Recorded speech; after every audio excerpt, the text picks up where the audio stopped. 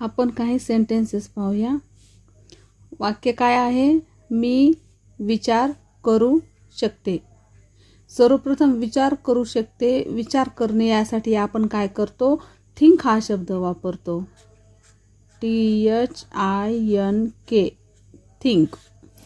मी विचार करू शकते. शकणे यासाठी कॅन. मग याचं कसं होईल? मी साठी आय, शकणेसाठी कॅन, विचारसाठी थिंक.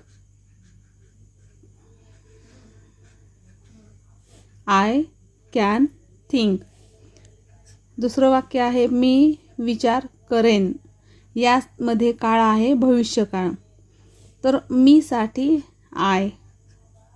या ठिकाणी मी एकवचनी, त्यामुळे आपण याच्यासमोर विल वापरूया. I will think.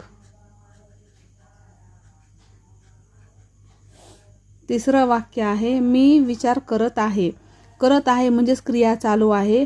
क्रियापदाला आपल्याला ING प्रत्यय लावावा लागेल. मी साठी आय. विचार करत आहे आय ॲम. विचार करत आहे थिंकिंग.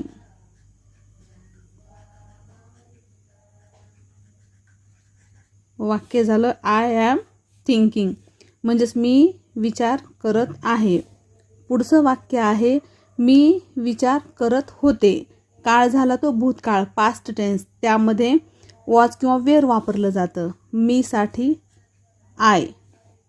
आय हे एकवचनी आहे, प्रथम पुरुषी.